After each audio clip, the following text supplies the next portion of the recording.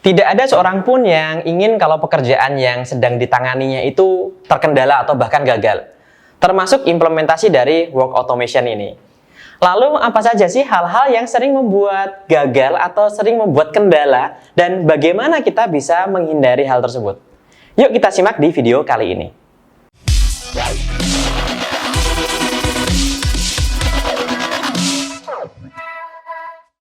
Setidaknya ada 4 hal yang sering membuat implementation dari work automation ini terkendala atau bahkan gagal. Yang pertama adalah proses yang dipilih terlalu kompleks dan dinamis. Ada banyak alur di dalam proses tersebut dan masing-masing alur itu punya aturan mainnya sendiri.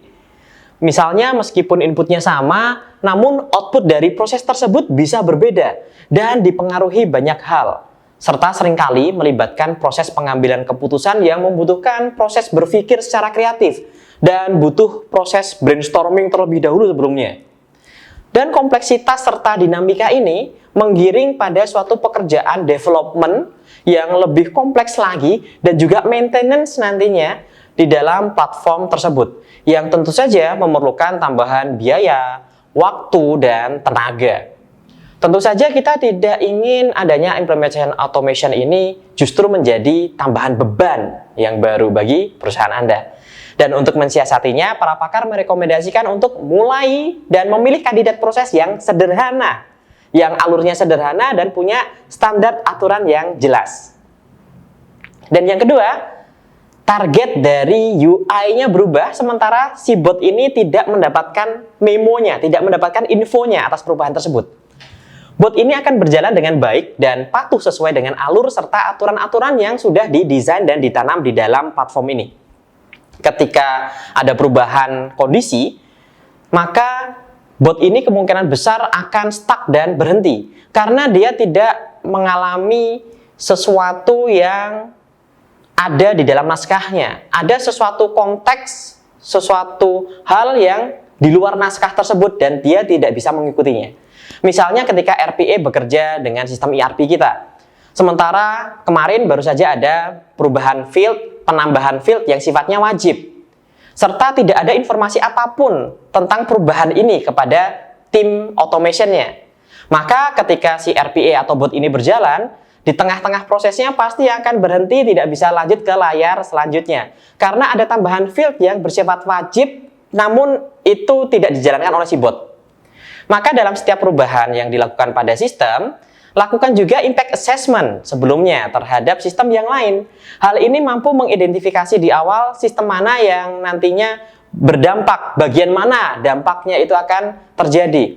Kemudian komunikasikan juga kepada sistem owner dan juga development team agar bisa dilakukan perubahan dan penyesuaian terkait perubahan yang terjadi di sistem-sistem sekeliling dari bot ini. Agar kedepannya bot itu mampu tetap berjalan dan memberikan value yang optimal.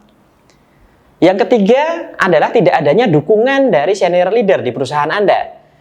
Dan juga hal ini menjadi faktor untuk mampu mempengaruhi keberhasilan dari implementasi ini. Terlebih, hal-hal yang menyangkut sifatnya politis ini perlu dukungan dari senior leader. Karena bagi beberapa perusahaan, automation ini menjadi tabu karena berdampak pada karyawan yang paranoid terkait keamanan pekerjaan mereka. Jangan-jangan nanti akan kena PHK dengan implementasi automation ini. Dan dukungan dari senior leader itu diperlukan dan juga komunikasi juga nantinya bisa dilakukan untuk menghadapi isu-isu seperti itu. Serta dukungan dari senior leader juga berperan tidak hanya ketika proyek berjalan, namun juga ke operasional nantinya.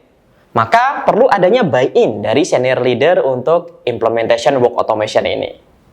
Dan yang keempat, unrealistic expectation. Seperti kebanyakan proyek inisiatif lain, kita membutuhkan matriks untuk mengukur seberapa efektif dan berhasilnya suatu proyek dan memastikan proyek itu mampu mencapai objektif yang ditetapkan. Dan jika goal ini diset unrealistic, tidak realistis, maka besar kemungkinan implementasi automation ini tidak mendapatkan buy-in lagi ke depannya.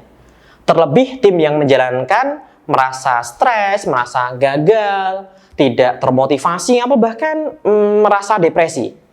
Misal, satu ukuran yang diterapkan adalah untuk mengotomatiskan semua proses Sementara kita tahu tidak semua proses itu bisa optimal untuk diotomatiskan dan tidak semua proses butuh untuk diotomatiskan. Seperti contoh di awal, ada proses yang melibatkan creative thinking, brainstorming, dan advanced decision making. Pekerjaan dengan value yang tinggi ini lebih optimal dilakukan oleh manusia. Maka alih-alih mengotomatiskan semuanya, ambil saja dulu segmen yang sederhana yang memenuhi parameter kandidat yang baik sebagai proses yang layak untuk diotomatiskan. Nah, teman-teman, itu tadi 4 hal yang perlu diantisipasi agar implementasi dari work automation ini di tempat Anda bekerja nantinya bisa berhasil dan memberikan dampak yang optimal insya Allah. Semoga video ini bermanfaat.